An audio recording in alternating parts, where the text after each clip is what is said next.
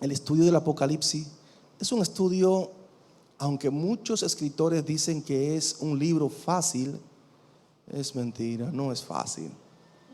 Porque si fuese fácil, pues todo leeríamos e interpretaríamos con mucha facilidad.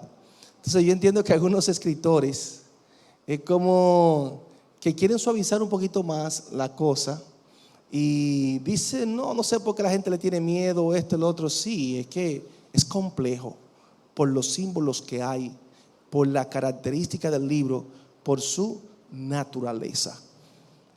Queremos, por lo menos en esta noche, en esta tarde, compartir lo que es la introducción a este maravilloso libro, el cual sé que será de mucha bendición para todos nosotros. De verdad que sí. De eso estamos claros totalmente. Y glorificamos a Dios por todo lo que Él permite. Apocalipsis, su capítulo 1.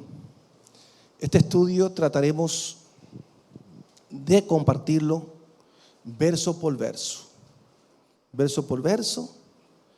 Y sé que así será de mucha bendición para nosotros, si Papá Dios así lo permite. Así sacamos el néctar de esta enseñanza.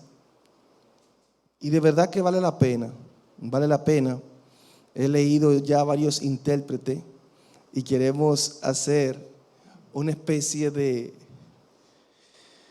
híbrido de diferentes interpretaciones acorde con nuestros principios doctrinales y tratar de sacar lo mejor de todo esto.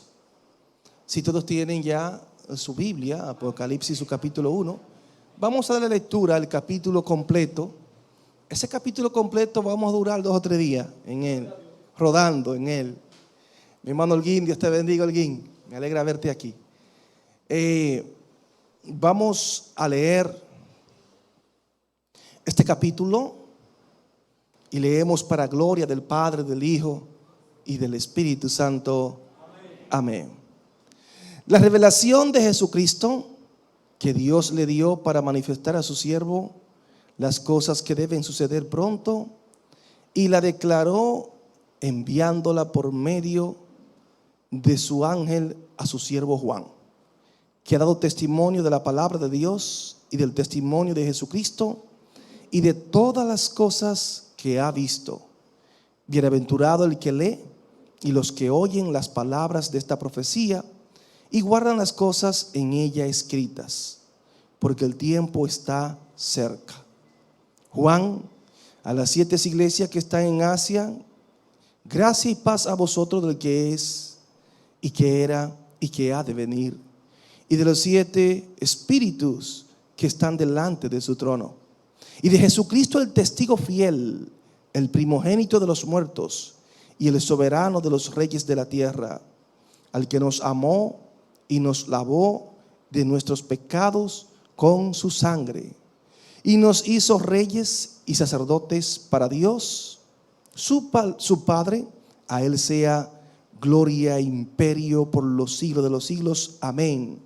He aquí que viene con las nubes, y todo ojo le verá, y los que le traspasaron, y todos los linajes de la tierra harán lamentación por él.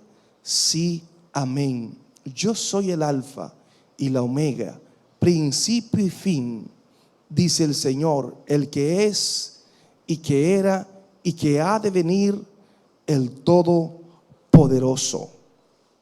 Yo, Juan, vuestro hermano y copartícipe vuestro en la tribulación, en el reino y en la paciencia de Jesucristo, estaba en la isla llamada Patmos por causa de la palabra de Dios y el testimonio de Jesucristo.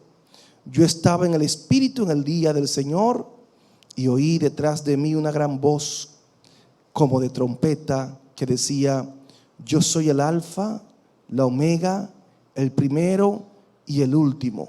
Escribe en un libro lo que ves y envíalo a las 7 iglesias que están en Asia: a Éfeso, Esmirna, Pérgamo, Tiatira, Sardis, Filadelfia y la Odisea. Y me volví para ver la voz que hablaba conmigo, y vuelto vi 7 candeleros de oro, y en medio de los 7 candeleros a uno semejante al Hijo del Hombre, vestido de una ropa que llegaba hasta los pies y ceñido por el pecho con un cinto de oro. Su cabeza y sus cabellos eran blancos como blanca lana, como nieve, sus ojos como llama de fuego, y sus pies semejantes al bronce bruñido, refulgente como un horno, y su voz como estruendo de muchas aguas. Tenía en su diestra 7 estrellas, de su boca salía una espada aguda de 2 filos, y su rostro era como el sol cuando resplandece en su fuerza. Cuando le vi, caí como muerto a sus pies, y él puso su diestra sobre mí, diciéndome: no temas, yo soy el primero y el último, y el que vivo y estuve muerto, mas he aquí que vivo por los siglos de los siglos. Amén. Y tengo las llaves de la muerte y del Hades. Escribe las cosas que has visto y las que son, y las que han de ser después de estas. El misterio de las 7 estrellas que has visto en mi diestra, y de los 7 candeleros de oro. Las 7 estrellas son los ángeles de las 7 iglesias, y los 7 candeleros que has visto son las 7 iglesias. Señor, gracias por estas palabras, Señor, que en esta hermosa hora, Dios mío, tú nos permite dar lectura, amado Dios, esperando que sea de mucha bendición para nuestras vidas, y que podamos sacar, Dios mío, lo mejor, Dios, de esta escritura. Abre nuestro entendimiento a la luz de la palabra, Señor, y que podamos edificarnos como congregación. Nosotros solamente somos un instrumento, Dios mío, y sin tu ayuda, Señor, se hace difícil que podamos edificar. Amado Dios, gracias por esta gran oportunidad, mi Dios. En el nombre de Jesús te lo pedimos y te damos las gracias. Amén y amén. ¿Se pueden sentar, mis amados? ¿Se pueden sentar? Así que damos inicio a este maravilloso estudio del Apocalipsis, que es el último libro consumador de las Sagradas Escrituras. El Apocalipsis en el Nuevo Testamento es lo que es Daniel en el Antiguo Testamento. Eso es el Apocalipsis. Cuando nos vamos a este maravilloso libro, yo sé que hay muchas personas que dicen que este es un libro fácil de entender, de asimilar, pero le digo con sinceridad, amado, que es un libro que hay que dedicarle mucho tiempo al estudio y ver las diferentes interpretaciones y escuela de interpretación sobre dicho libro. Apocalipsis tiene algo muy peculiar, y es que los demás libros tienen sus títulos y él tiene la misma esencia. Por ejemplo, Apocalipsis es revelación. Es un libro en el cual el apóstol aquí, Juan, Dios le inspira de una manera muy poderosa a revelar cosas que han de suceder en un tiempo venidero. Entonces, esta palabra, Apocalipsis, que viene del griego apocalipsis, que quiere decir un descubrimiento, una revelación o una apertura.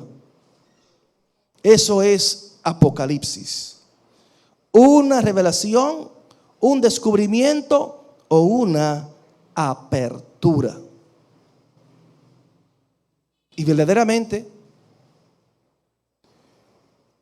que aquí se revelan misterios del cielo, misterios que nosotros no conocíamos.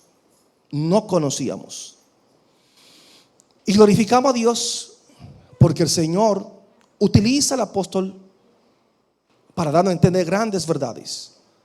Esperamos con este estudio que al terminar del mismo podamos tener la capacidad de trazar el desarrollo y los argumentos del libro por lo menos de manera fundamental. De manera fundamental.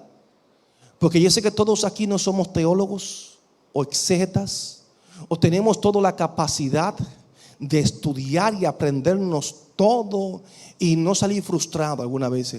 Quiero decirle que habrán puntos difíciles de explicar, pero tenemos las Sagradas Escrituras y decimos que la mejor hermenéutica es la que hacemos a través de la Biblia. Y trataremos de usar la misma Biblia para las interpretaciones de este grandioso libro. Espero que podamos tener la motivación y el conocimiento básico de exponer este libro, por lo menos con la facilidad y sin ningún rodeo, entendiendo que Dios ha querido darnos un mensaje a todos a través de él. Vamos a ver también la contribución del programa profético que este libro hace a través de las Escrituras a lo que es el Evangelio de nuestro Señor y Salvador Jesucristo. Vamos también a tratar, dentro de los objetivos, que podamos evaluar las interpretaciones premilenarista y amilenarista. Este es un punto muy interesante que lo vamos a desarrollar, porque este es un punto muchas veces que es controversial. Bien controversial porque hay diferentes escuelas de interpretaciones, y esto es bueno que nosotros podamos verlo con todo lo lujo de detalle. Amén. Y también vamos a ver el mensaje a las 7 iglesias, capítulo 2, capítulo 3, que allí podamos nosotros ver lo que el Señor corrige a cada una de estas iglesias, y a la vez podamos hacer una aplicación local de nosotros como iglesia, porque si Dios corrigió a estas 7 iglesias y de una manera u otra elogió algunas de ellas, y que prácticamente no se vio falta en algunas de ellas, nosotros también, a la luz de la palabra, vamos a ver en qué estamos fallando, qué hemos dejado de hacer, y qué Dios, a través de su Santo Espíritu y de su palabra, está corrigiendo para la iglesia de hoy. Amén. Sí, porque la Biblia no es solamente un texto. Mire, está corrigiendo a la iglesia de Éfeso, a Tiatira, a la Odisea. Es de doble aplicación, amado. También nos corrige a nosotros. Si estamos en las mismas prácticas o con la misma tendencia, esa palabra debe ser aplicada a nosotros también. Amén. En este libro nosotros vamos a ver lo que es la soberanía de Dios. Así como Romano, que es prácticamente la epístola más poderosa en ese aspecto, aquí también vamos a ver lo que es la soberanía de Dios. O sea, ese Dios que usted y yo conocemos desde, y voy a poner en el Nuevo Testamento, ustedes vean a Jesús, todo lo que le hacen a Jesús, todos los sufrimientos, todas las humillaciones. Amados, aquí vamos a ver a Jesucristo con todo su esplendor, con todo su poder, con toda su majestad. O sea, ese Cristo que estamos acostumbrados a predicar, ese Cristo de amor, ese Cristo mediador, ese Cristo misericordioso, vamos a ver que tiene un límite. Un límite, porque la misericordia tiene un límite. Y vamos a ver a ese Dios de amor también cumpliendo con su justicia. Y dentro de su justicia hay juicios de condenación para toda la humanidad que no se someta al señorío de Dios. Amén. Eso es bueno que lo podamos ver. Así que yo espero que en esta hermosa hora, y hice un pequeño aquí resumen, porque de verdad que este material es súper extenso. Y yo me gozaba porque veía diferentes escritores con mucha afinidad. Y dije, gloria a Dios. Y me gocé más porque de estos escritores que tienen mucha afinidad, también nosotros tenemos afinidad con nuestra línea doctrinal y de pensamiento. Dije, gloria al Señor. Esto no quiere decir que dentro de este estudio vamos a presentar también cómo otras líneas de interpretación piensan, porque es bueno conocerlo, es bueno que usted lo sepa. No solamente queremos compartir en esta hora o a través de este estudio, un estudio solamente con la línea nuestra. No. Tenemos que ver las otras escuelas de interpretación escatológica y el por qué nosotros no estamos de acuerdo con, y el por qué nosotros estamos de acuerdo con la línea que tenemos. Eso es bueno que estemos bien claros en ese aspecto. Amén. Entonces vamos a ver aquí algunas lecciones principales de este libro, y es que al final de la jornada, ustedes ven que la iglesia está sufriendo y está atravesando situaciones difíciles. Nosotros estamos un poquito cómodos, amado, pero hay países que le están pasando mal, muy pero muy mal.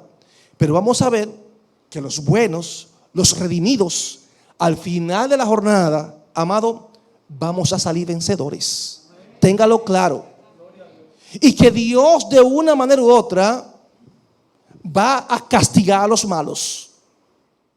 De eso tenemos que estar más que conscientes como iglesia, amados. De verdad que sí. Y vamos a ver la obediencia a Dios, las bendiciones que trae, y la desobediencia a Dios, las consecuencias. Porque lo presenta claramente. Entonces, es lindo y maravilloso, amado. Vamos a hablar también, y en esta hora me gustaría tratar por lo menos estos puntitos para que usted vaya haciendo algunos apuntes.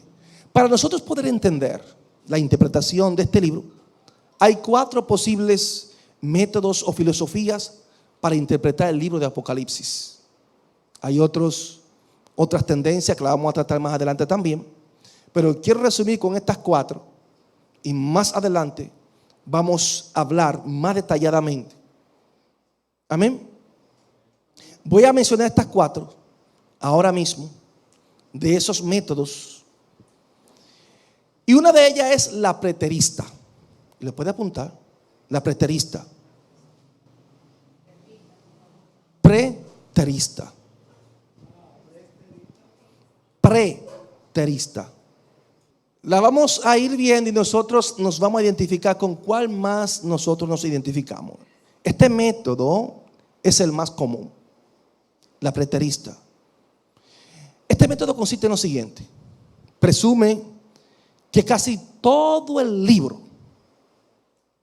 de Apocalipsis se llevó a cabo en el primer siglo. Pastor, ¿cómo así?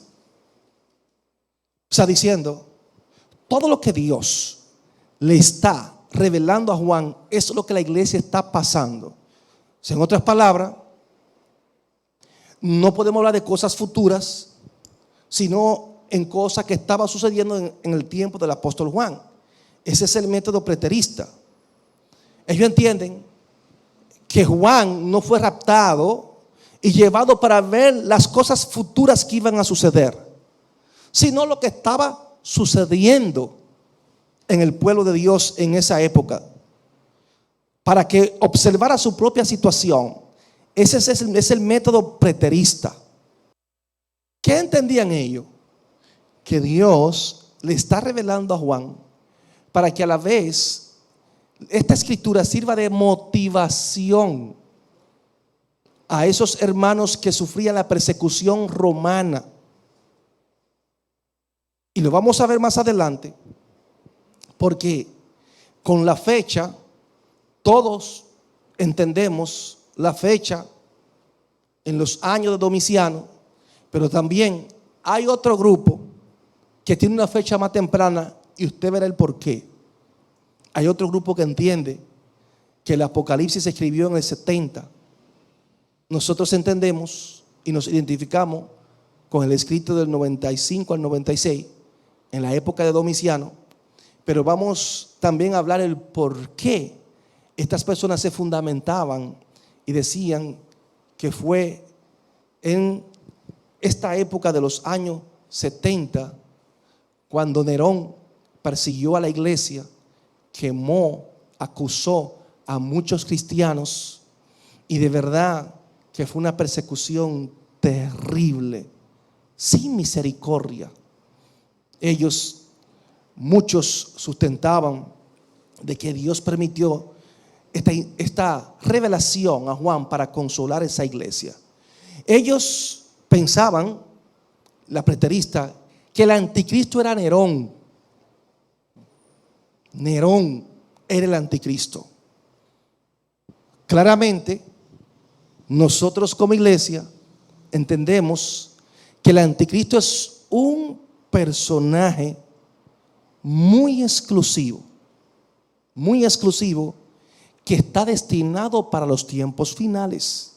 Lo vamos a ver más adelante en el desarrollo de este estudio, que no es que fue Nerón o que fue uno de los papas, porque si nos damos cuenta, a través de los años, diferentes personas comenzaron a interpretar, y a muchos hombres que marcaron la historia, despiadados, que no tenían misericordia, lo tildaron de anticristo.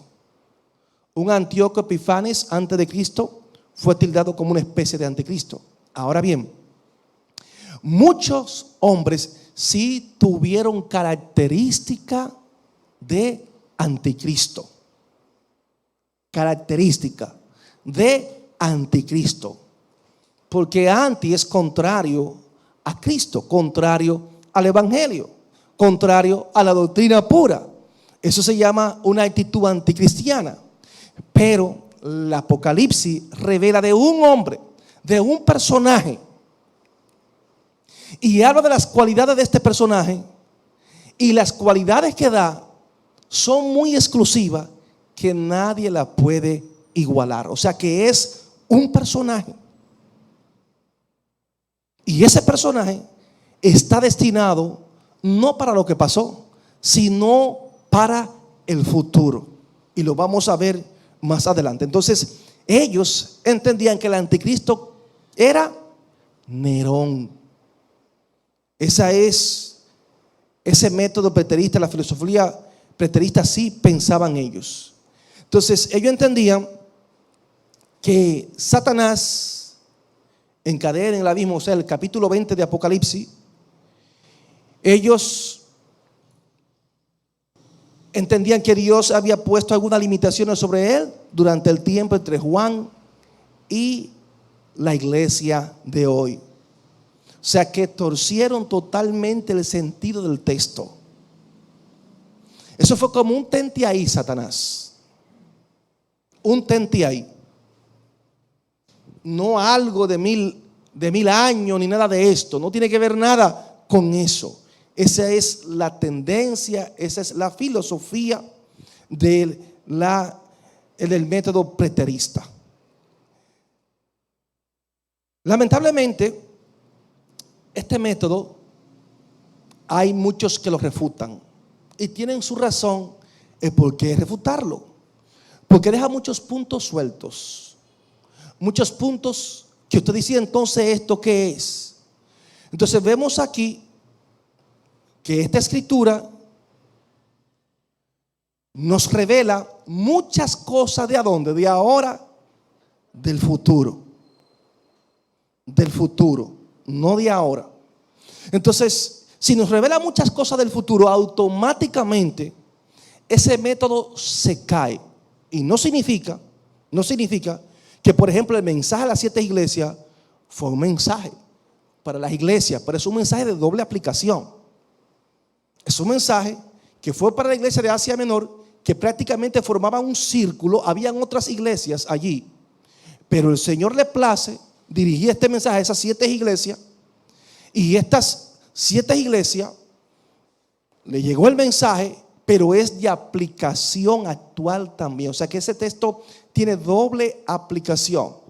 Y vemos las revelaciones que Dios le da a Juan, que la mayoría de ellas están relacionadas para el futuro, para lo venidero.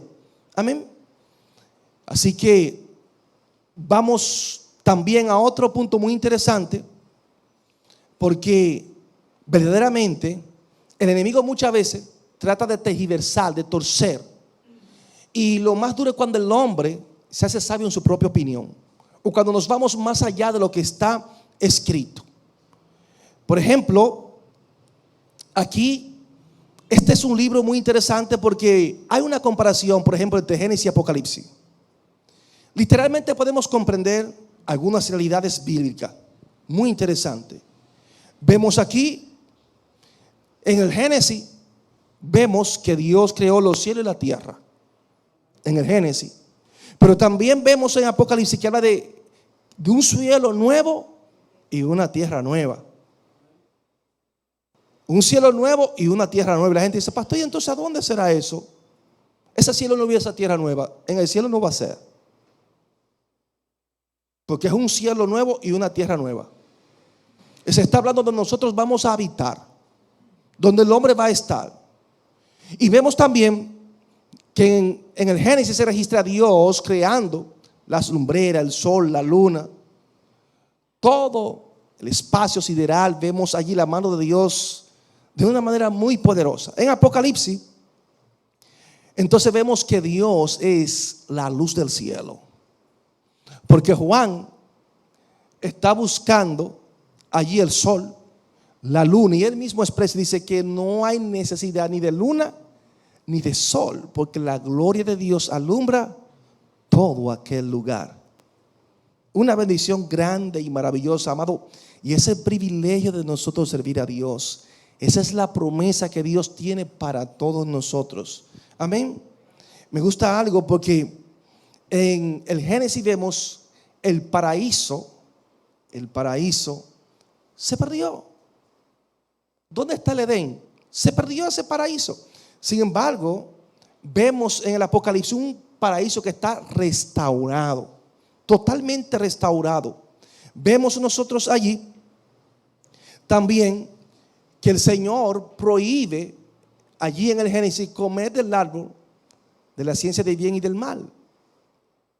Se lo prohíbe y le dice que guarde lo que es el árbol de la vida. Porque si el hombre come entonces del árbol de la vida, ¿qué va a suceder con el hombre? Va a vivir. Va a vivir. Entonces Dios pone protección. En Apocalipsis vemos a Dios que nos ofrece el árbol ¿de qué? De la vida. Para que nosotros comamos de él. Para que disfrutemos de él. Y esos son los privilegios, amado, que nosotros como hijos de Dios vamos a tener. Y de verdad, Satanás en el Génesis es el engañador, pero vemos que en el libro de Apocalipsis, Satanás es echado. Vemos la sentencia, lo que nosotros siempre hemos anhelado. Aún los escépticos y aquellos que cuestionan el evangelio, le dice a usted, ¿y por qué entonces Satanás está suelto? ¿Usted no ha escuchado a personas así? Porque si Satanás pecó, Satanás hizo esto, ¿y por qué Dios no mata a Satanás? Apocalipsis nos revela a nosotros el fin de Satanás. Nos revela y nos da a entender grandes verdades, que Dios es quien tiene el control. Vemos en el libro de Apocalipsis, en el libro de Génesis, cómo el hombre se esconde de Dios. Porque dice, tuve miedo y me escondí. Dice Adán que él tuvo miedo, se escondió. Sin embargo, en Apocalipsis vemos que lo vamos a ver cara a cara, tal y como él es. ¿Por qué? Porque usted y yo vamos a tener cuerpos glorificados, semejante al de los ángeles. Vale la pena, hermano, servir a Dios.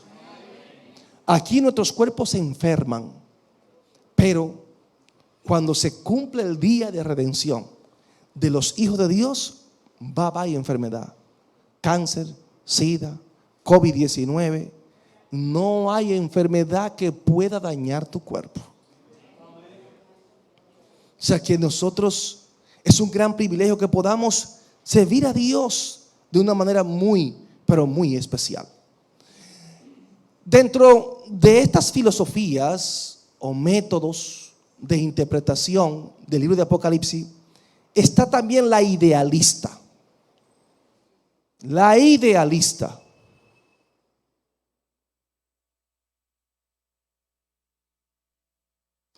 Esta tendencia idealista se le llama también simbólico, parábola o espiritual.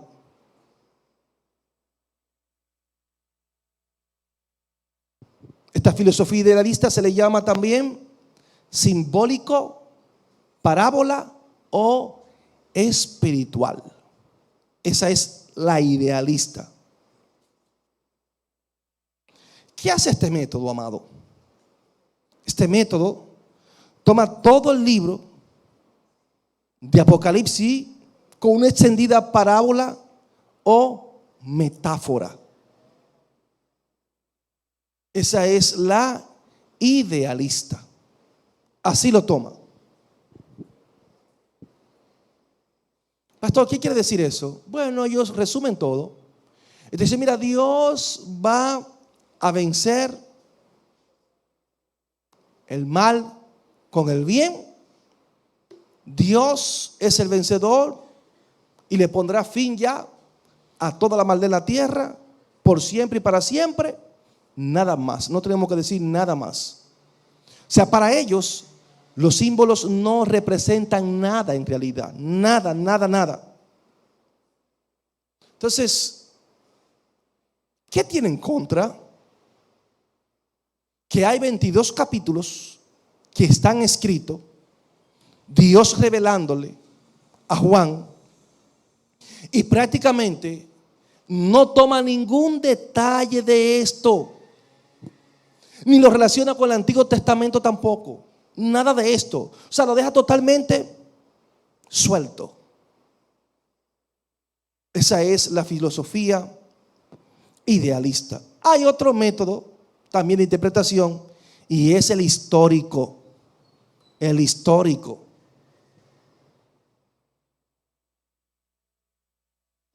El método histórico.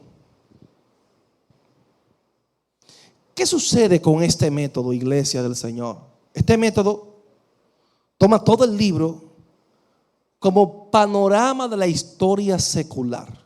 Ese es el método histórico, en orden cronológico. En eso consiste este método.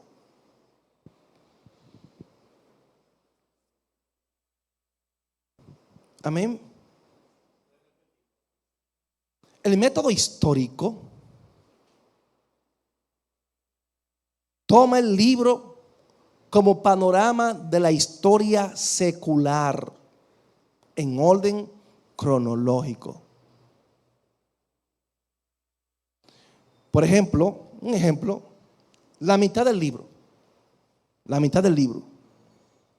de los 2000 años, desde Juan hasta la fecha, ¿cómo ellos lo interpretarían? Que el anticristo sería pues el Papa en el tiempo de Martín Lutero, y por allí estaría Napoleón. Ese es el método histórico. Y hay muchos que todavía sostienen de que el Papa es el anticristo. Todavía hay muchos con esa tendencia. Si usted lo escucha, no, el Papa es el anticristo. Recuerden que hay dos personajes y Apocalipsis habla de esto. Vamos a hablar de dos bestias. Una representa al anticristo y la otra representa ¿a quién? El falso profeta. Entonces, si hay un falso profeta, es alguien con mucha influencia religiosa. Y vamos a ver bíblicamente la característica de lo que es un falso profeta y de este falso profeta, y vamos a hacer una aplicación en la actualidad. ¿Quién tiene las características que habla el libro de Apocalipsis? Porque estamos hablando de reyes que se codean, que tienen cierta hegemonía con estos personajes. Lo vamos a ver más adelante. Amén. Entonces, ¿qué sucede con esto? Que este método tiene también algunos puntos en contra. Porque hay puntos muy importantes en la Biblia que no lo toma en consideración. Amén. No lo toma. Entonces, es bueno, amado, que nosotros podamos utilizar cada uno de estos métodos, porque decir que el anticristo es el Papa es un error exegético que no podemos cometerlo. Mientras vamos profundizando, nos damos cuenta y hemos dicho que el anticristo es un personaje para el futuro incierto. ¿Cuándo? Mañana, yo no sé. Pero todavía el anticristo que habla la Biblia no se ha manifestado, aunque esté en el mundo, aunque estén trabajando para eso, todavía ese momento no ha llegado. Por consiguiente, utilizar este método histórico se cae automáticamente la interpretación que nosotros consideramos que es correcta y con la cual más nos identificamos. Amén. Qué bueno. ¿Y por qué? ¿A dónde se basan ellos? Por ejemplo, el capítulo 2 y 3 que habla de las iglesias y todo esto. Por eso ustedes ven de esa tendencia. Ahí se basan y dicen, bueno, hay otro método y ese es uno de los métodos más utilizados y es el futurista. El futurista. Se llama también este método filosofía sencilla, literal y normal. El futurista. Nosotros entendemos que este es el método más correcto. El método futurista. ¿En qué consiste? Tratar de tomar el texto tal y como es, sin tener que torcerlo, sin tener que forzarlo. Ese es el método futurista. Se entiende que a partir del capítulo 4, verso 1 en adelante, de Apocalipsis, hasta el fin del libro,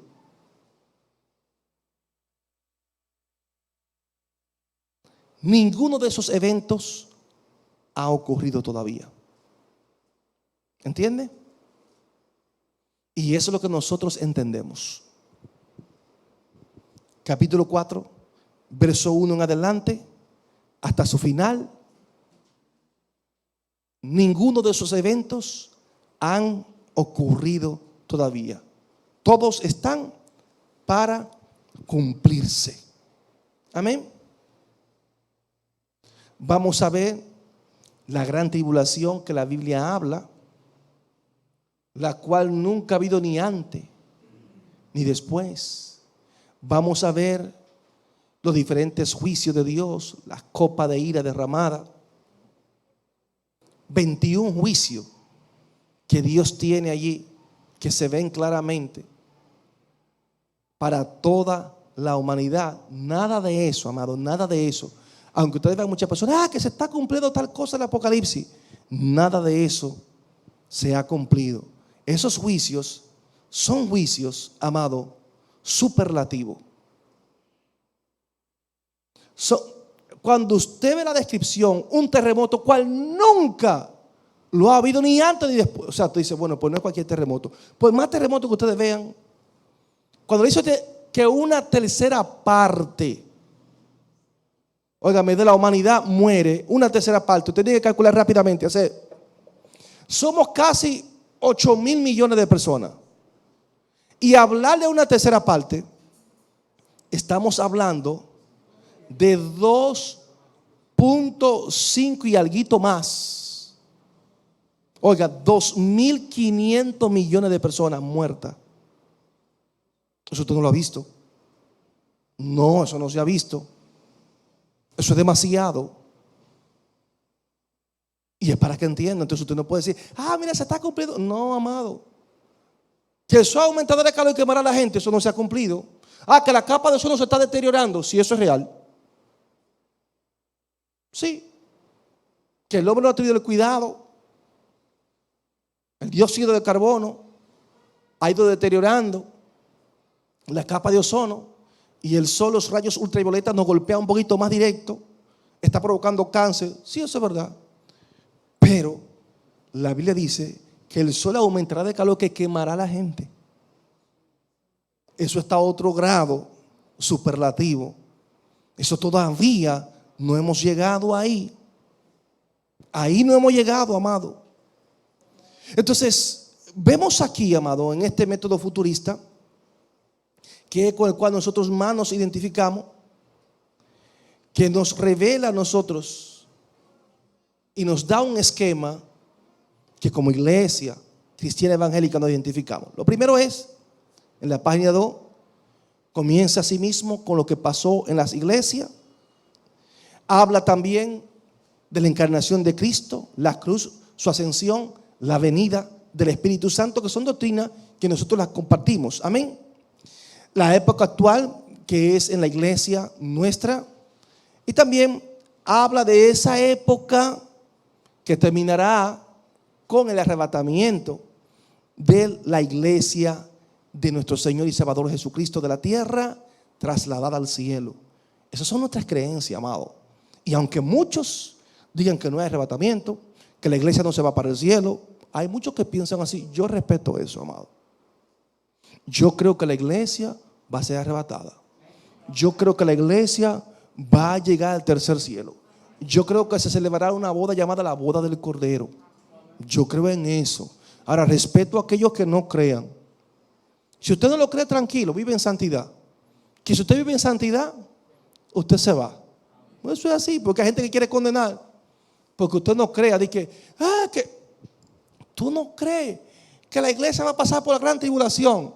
Y tú dices, no, yo entiendo que nosotros nos vamos antes de, tú eres un hijo del diablo. Vamos a pasar.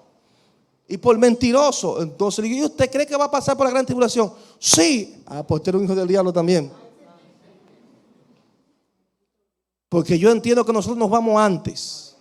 Amado, la pregunta es, ¿usted cree que porque usted entiende que va a pasar por la gran tribulación y yo entienda que no voy a pasar, ya usted es un hijo del diablo? Amado, si usted cree que usted va a pasar, yo le digo, mire, conságrese y vive en santidad. Si yo creo que me voy antes, entonces conságrese y vive en santidad. Porque hay que ser sabio y entendido. El diablo no se le da lugar. Porque alguien que vive en santidad y consagrado a Dios, si es antes, en medio o después, como quiera se va con él. Eso es lo que nosotros entendemos. Amén. Si yo no puedo dejar que el diablo se meta y yo le digo a usted, mire Robert, no, tú eres un hijo del diablo, y entré en disputa con Robert porque Robert dijo que va a pasar por la gran tribulación. Hay que tener mucho cuidado, hermano. Y tenemos que madurar. Amén. Entonces, habla este método futurista del arrebatamiento de la iglesia. También habla de la semana 70 de Daniel, o sea, los 7 años de tribulación. Y la Biblia habla de esas 42 semanas donde se le dará poder absoluto a Satanás o al anticristo para hacer muchas cosas en la tierra. Hará descender fuego del cielo, hará señales, cosas terribles, amado, terribles, que ningún ser humano la puede hacer. Por eso digo que este personaje es exclusivo para una época, exclusivo y para un cumplimiento de la palabra del Señor. Amén. Entonces entendemos que al final de la gran tribulación este método entiende claramente que Cristo viene con su iglesia y viene el momento de juicio. El momento de juicio. Y que al venir con su iglesia entendemos que va a comenzar lo que conocemos como el milenio, los 1000 años de paz. Que vamos a hablar de esto porque hay muchos predicadores, aunque nosotros escuchamos, que no creen en que hay un milenio literal. No lo creen. Son amilenaristas, ellos no creen en eso. Nosotros creemos que hay un milenio, 1000 años de paz, y la Biblia habla de esto y lo vamos a sustentar bíblicamente. Vamos a hablar de esto, amado. Entonces entendemos nosotros que después que se inicia el milenio, al final del milenio, viene el gran juicio del trono blanco. Porque recuerden que la Biblia habla que Satanás será ¿qué? Suelto. Y saldrá ¿qué? A hacer lo que él sabe hacer. A engañar a las naciones. A engañarla. Y esas personas que se dejen engañar se van a levantar contra el Rey de Reyes y Señor de Señores. A hacer guerra ¿contra quién? Contra los santos. ¿Y le va a salir bien? No le va a salir bien. Porque el Señor con todo su poder y potestad lo va a aplastar. Porque eso es lo que habla la Biblia. Que aún de la boca le descenderá fuego y lo consumirá a todos. ¿Y sabe qué va a pasar? Que ahí termina ya el juego de Satanás. Y ahí se cumple la sentencia de Satanás. Y le dice a Satanás: óyeme, ya llegó tu final. ¿Sabe qué va a pasar? Que Satanás será echado, ¿sabe a dónde? Al lago de fuego. Por eso es que esa tendencia de que el diablo está con un tridente allá recibiendo a la gente y llevándola al lago de fuego, eso no es bíblico. Porque el lago de fuego es un lugar creado por Dios para castigar a Satanás y sus ángeles desobedientes. Y nos ha tocado a nosotros también por nuestra desobediencia. ¿Entienda eso? Así que si usted cree que Satanás es quien tiene el control allí en el lago de fuego, usted se equivocó. Entonces, ¿qué nos enseña este método? Que cuando Cristo viene ya con su iglesia del cielo a detener ya el imperio del anticristo, del falso profeta, ¿qué hace con el anticristo y el falso profeta? Lo coge vivo y ¿sabe a dónde lo manda? Al lago de fuego. Lo coge y esa es su sentencia y lo desaparece. Y todas las naciones tendrán que venir a adorar. Porque no crea que todo el mundo va a morir. Muchos van a quedar vivos. ¿Cuál es la ventaja que vamos a tener? Que nosotros los cristianos que el Señor arrebató, fuimos transformados y vamos a tener un cuerpo glorificado. Un cuerpo con la capacidad de personificarse. Y vamos a reinar con Él. Ahí que usted va a ser príncipe. Ahí sí. Cuando Él esté reinando. ¿Me entiende? Vamos a reinar con Él. Entonces, vamos a ver en el milenio. Wow, se me pasó la hora. Vamos a ver en el milenio donde muchas personas están conviviendo con nosotros en la misma temporada, pero muchos de ellos van a morir. Van a morir. Sí, no se crea que la gente ya va a vivir por siempre y para siempre. Quienes no van a morir somos nosotros. ¿Por qué? Porque tenemos un cuerpo glorificado. Pero estas personas sí van a morir. O sea, hay personas que van a experimentar la muerte. Recuerde que la muerte no ha dejado de existir. No ha dejado de existir.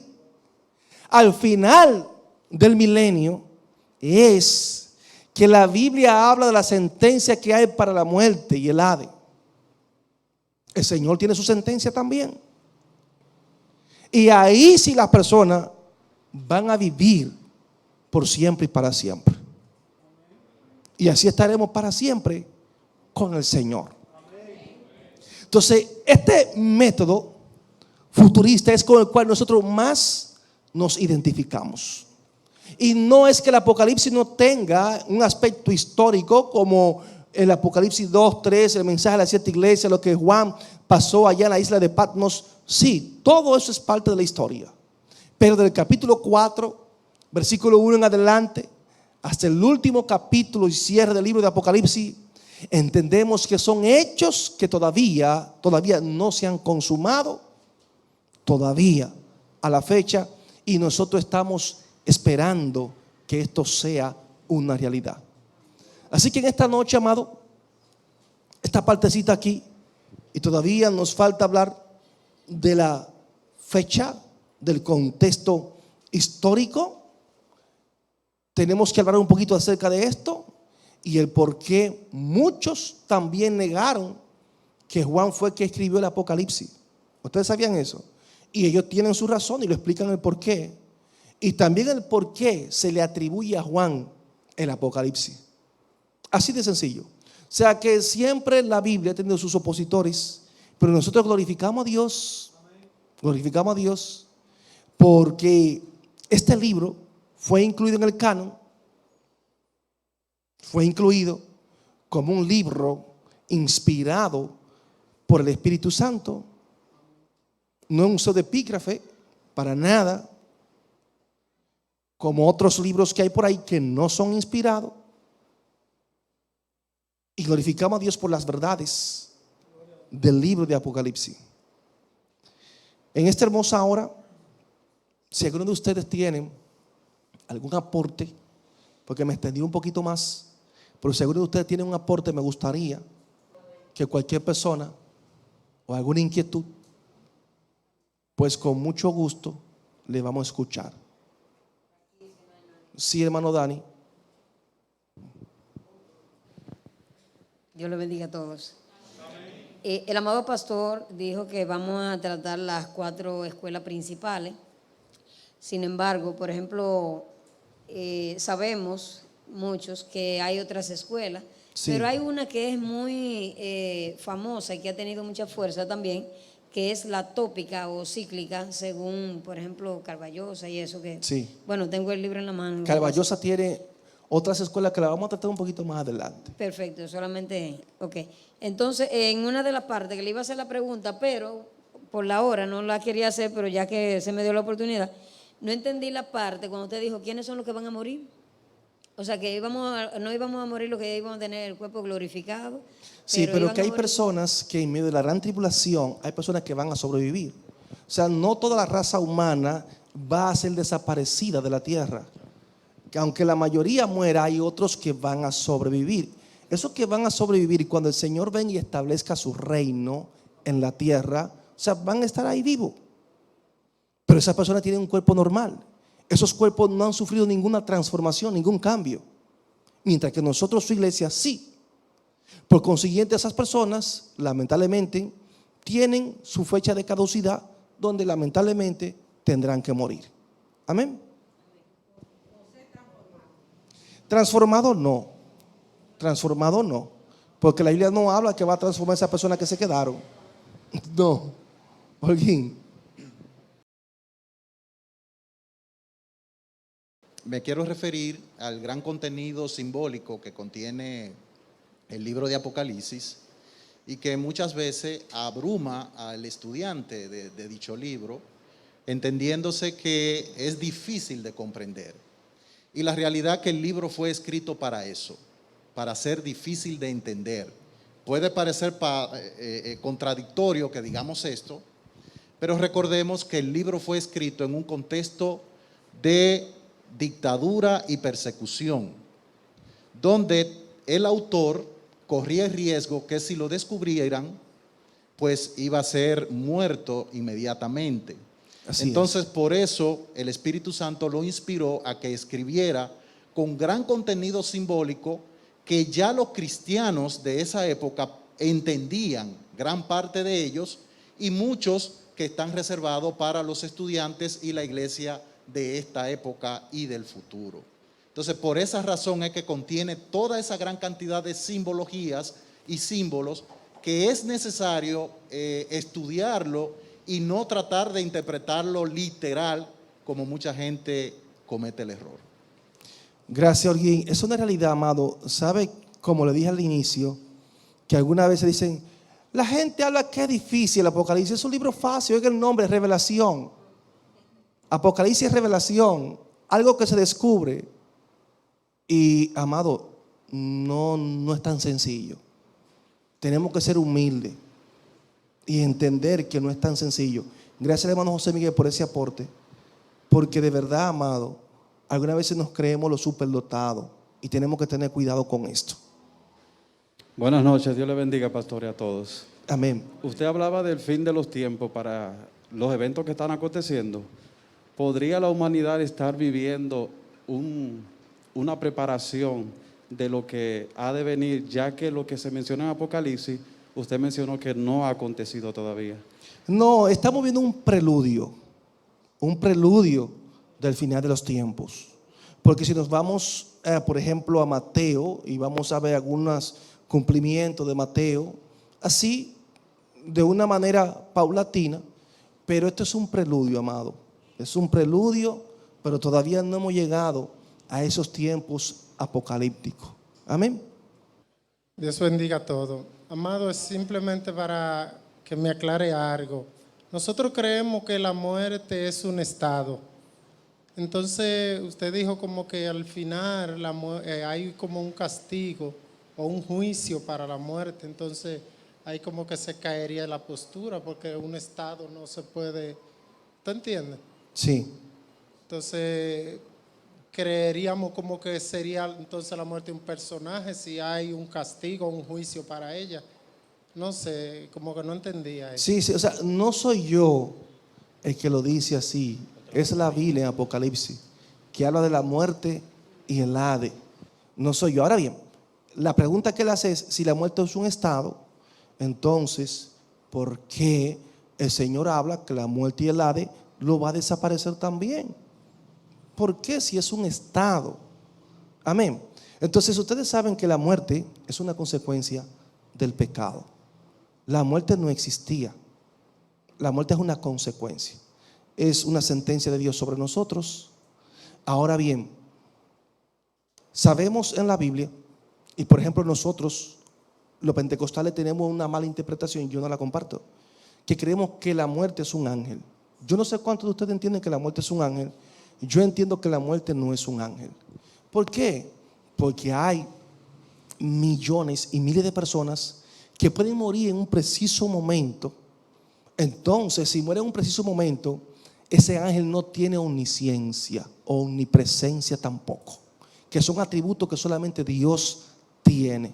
Entonces vemos personas que mueren aquí, mueren allá. Entonces un ángel no puede hacer eso a la vez, de manera simultánea. ¿Me entiende? No lo puede hacer. Ahora, un ángel puede ejecutar un juicio, porque lo vemos en Apocalipsis también, los ángeles ejecutando juicio de muerte de millones de personas. Si un ángel tiene esa potestad de ejecutar el juicio de parte de Dios ya preparado por el Señor, y los ángeles lo ejecutan, pero no significa que sea un ángel quien, y eso lo vamos a ver más adelante, Franklin, o sea, si es un estado, si es un ángel, y el por qué el Señor habla de esto. Lo que pasa es que es un tema, yo lo he estudiado, pero dárselo aquí ahora mismo con lujo de detalle ya no puedo, porque estamos cerrando. Amén. Pero lo vamos a ver porque está ahí. O sea, lo que yo hablé simplemente es un texto bíblico, lo que hice mención de él. Amén. Pero vamos a buscar la interpretación correcta de ese texto. Amén. Amén. Amado, yo sé que nos hemos pasado, siempre cerramos a las 7, respetando, ¿me entiendes?, lo establecido por las autoridades. Amén. Yo creo que si no hay más preguntas ya, o cualquier inquietud, no se preocupen, que lo estamos introduciendo es el libro. Yo no estoy desarrollando nada. Esto es para que nos motivemos a estudiar y a leer. Amén. Así que el Señor me lo bendiga a todos en esta hermosa noche. Damos gracias a Dios que por su infinito amor y misericordia nos ha dado la oportunidad de por lo menos introducir parte de este libro, esperando que sea de mucha bendición para nosotros. Así que el Señor me lo bendiga a todos.